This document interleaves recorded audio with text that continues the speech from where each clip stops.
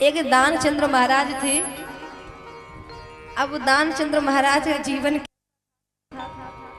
की सदैव जोड़ते रहते थे, लेकिन पत्नी थी जो बड़ी ही दान धर्म में आगे थी, और हमारी माताएं तो वैसे भी आगे होती हैं। तो एक दिन दानचंद्र की पत्नी ने कहा कि आप यहाँ पर बैठे रहते हो, जोड़ते रहते हो, कुछ इकट्ठा कर लो जो काम आएगा। अरे गंगा स्नान ही कराओ, पता नहीं कितना पाप करते होगे। अब दानचंद्र कहता है कि मैं कहाँ जाऊंगा। पत्नी ने बहुत बार समझाया कि अरे गंगा स्नान कराओ, अगर पाप भी किए होंगे तो मिट जाएंगे। अब दानचंद्र कहता है ठीक है, चला जाता हूँ। अब तो दानचंद्र कहाँ पहुंचे? शमशान घाट पर। अब शमशान घाट पर पहुंचा, विचार किया यहाँ पर कोई पंडा नहीं होगा, कोई ब्राह्मण नहीं होगा जिसको हम दान दे सके। अब यहाँ से आराम से स्नान करके सीधे घर चला जाऊंगा। लेकिन भगवान भी बड़े हटीले, पंडा का स्वरूप बनाया और वहीं पर शमशान घाट में प्रकट हो गए। अब दानचंद्र जैसे स्नान करके बाहर निकले, बोले यहाँ पर भी आ गए, चैन नहीं मिला तुमको? भगवान कहते देखो महाराज, आपके जैसे अगर 2-4 यजमान मिल जाए ना तो हमारा 6-7 महीने का खर्चा निकाल आता है। बोले अच्छा? बोले हाँ। तो बोले अब महाराज संकल्प करिए, क्योंकि आपके सहारे ही हमारा जीवन चल रहा है, परिवार चल रहा है। दानचंद्र कहता देखो महाराज, अभी तो मेरे पास पैसे नहीं है, और मैं धन लेकर के आया नहीं हूं, लेकिन आप लिख लीजिए, उधार कर देता हूं, और आप मेरे यहाँ आना तो मैं आपको दे दूंगा। भगवान तो जानते थे कि देगा नहीं, पता नहीं कितना नाटक करेगा देने में। अब दानचंद्र ने उधार करवा दिया 5001 रुपए का संकल्प। अब भगवान ने लिख लिया। भगवान कहते ठीक है, उधार है, लेकिन महाराज अगर संकल्प लिया है ना तो उसको पूरा किया जाता है। रामचंद्र के दारे मैं कौन सा मना कर रहा हूँ, आप हमारे घर आइएगा और आपको बढ़िया जो 5000 रुपए, मैंने 5001 रुपए जो लिखवाया है वो आपको दे दूंगा। लेकिन भगवान कहते देखो महाराज, अभी खाली हाथ तो आपको मैं ऐसे जाने नहीं दूंगा, कुछ तो आपको देना पड़ेगा। दानचंद्र ने 2 रुपए निकाले और 2 रुपए निकाल करके भगवान को दे दिए।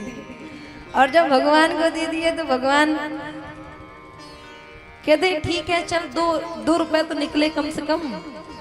काफी समय बीत गया तो दानचंद्र अपने घर में है। भगवान ने सोचा कि अब जाया जाए। भगवान फिर पंडा का रूप बना करके पहुंचे कहाँ? दानचंद्र के यहाँ। अब भगवान पूछते पूछते जा रहे हैं दानचंद्र का घर कहाँ है। लोगों ने बताया हमारा दानचंद्र का घर वहां पर है। बोले ठीक है। अब भगवान बुलाने लगे, अरे दानचंद्र कहाँ हो? अरे यजमान जी आप बाहर आइए निकल करके। अब जैसे दानचंद्र ने सुना, बोले अरे जाओ कह दो जाके कि हमारे पतिदेव बीमार हो गए हैं, बाद में आना। अब पत्नी कहती नाथ कैसे आप झूठ कहा रहे हो, मैं झूठ बोलूं? बोले अरे क्या कोई उसमें थोड़ी दादी कौन है। पत्नी कहती ठीक है। अब पत्नी गई, बोली प्रभु महाराज जी पतिदेव थोड़े बीमार हैं, इसलिए आप फिर कभी आइएगा। भगवान कहते ठीक है फिर आऊंगा। भगवान फिर कितने दिन बाद आते हैं? भगवान फिर 2-4 महीने बाद आए। अब भगवान 2-4 महीने बाद आए तो भगवान ने फिर बुलाया, अरे यजमान जी जो उधारी करके आप आए हैं वो तो दे दीजिए, अब तो ठीक होंगे आप। अब दानचंद्र के कानों पर आवाज पड़ी, पत्नी से कहता है जाओ कह दो कि मेरे पति देव मर गए। क्या कहे? कि हमारे पति देव मर गए। दानचंद्र की पत्नी कहती है आपको शर्म नहीं आती? आप तो जीवित हैं, और कौन ये पत्नी चाहेगी कि मेरे पति मर जाएं? वो पत्नी तो झूठ भी नहीं कहेगी कि अरे मेरे पति मर गए, और आप कहते हो कि मैं कह दूं कि मेरे पति देव मर गए। बोले अरे मैं मर थोड़ा ना रहा हूं, सांस रोक करके सो जाता हूं। अब पत्नी बेचारी क्या करे। अब पति की बात को नहीं मानेगी तो पति नाराज। अब पत्नी गई, बोली महाराज हमारे पति देव शांत हो गए हैं। भगवान कहते हैं अरे अरे बहुत गलत बात है, अरे भगवान ने कितना बड़ा बुरा हाल किया, बताइए ऐसा भगवान को नहीं करना चाहिए। भगवान ने हमारे यजमान जी को उठा लिया, लेकिन चाहे जैसा हो यजमान तो हमारा ही था, इसलिए हम उनका दाह संस्कार करा के ही जाएंगे। अब तो भैया पत्नी जल्दी से पहुंची। अब दानचंद्र पूरे गांव में खबर पहुंच गई, दानचंद्र तो मर गए। बोले अरे हमने सुबह देखा था, बड़े आराम से जा रहे थे। लोग कहते अरे जीवन का कोई भरोसा नहीं है, पल में क्या हो जाए। बोले दानचंद्र को हुआ ऐसा क्या? बोले अटैक पड़ गया तो मर गया, लेकिन था बड़ा लोभी। अब बड़ी भीड़ लग गई। अब पत्नी ने देखा कि पतिदेव को सैया बना रहे हैं शमशान ले जाने के लिए। अब पत्नी समझ रही है कि मेरे पति सच में ना शमशान में पहुंच करके ओम नमो भगवते वासुदेवाय हो जाए। अब तो पत्नी रो रही है, अरे मेरे पति देव मरे थोड़ी ना है, अरे उनको कुछ नहीं हुआ। लोग कहते हैं लगता है इसको सदमा लग गया, इसको कमरे में बंद कर दो वरना ये डिस्टर्ब करेगी। बोले बताओ भैया। अब तो पत्नी को कमरे में बंद कर दिया। आज भगवान कहते हैं अरे दानचंद्र अभी भी उठ जा, अभी भी समय। दानचंद्र उठा नहीं, सांस बंद करके लेटा हुआ है। अब तो लोग ले जा रहे हैं, राम नाम सत्य है, राम नाम सत्य है। दानचंद्र के कानों पर ध्वनि पड़ रही है भैया। अब तो दानचंद्र को लिटाया। अब भगवान कहते हैं कि इतना दुष्ट है, इतना ये लोभी है कि ये उठेगा नहीं, मर जाएगा लेकिन ये उठेगा नहीं। भगवान आराम से कान में कहते हैं अरे दानचंद्र उठ जा, तेरे सामने भगवान खड़ा हुआ है। आज दानचंद्र ने जैसे ही नेत्र खोले भगवान खड़े हैं।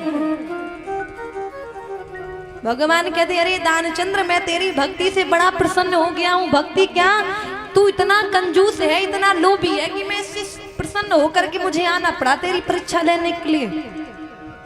अब तो उठ और मुझसे मांग, तू क्या मांगना चाहता है? दानचंद्र कहता है सचमुच मांग लूं? बोले हाँ। बोले प्रभु जो मैंने आपको 2 रुपए दिए थे ना वो वापस कर दो, इसके बाद चले जाओ।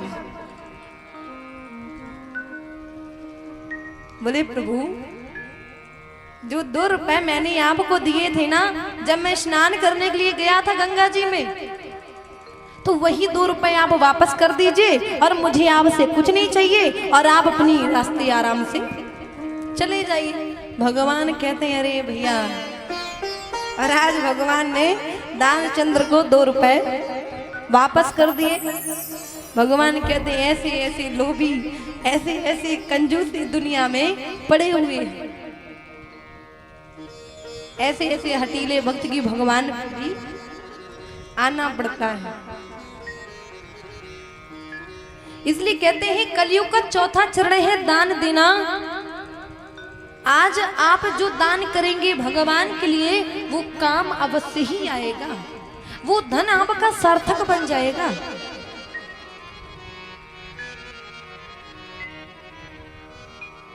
बोलिए भक्ति वत्सल भगवान की जय हो। और आज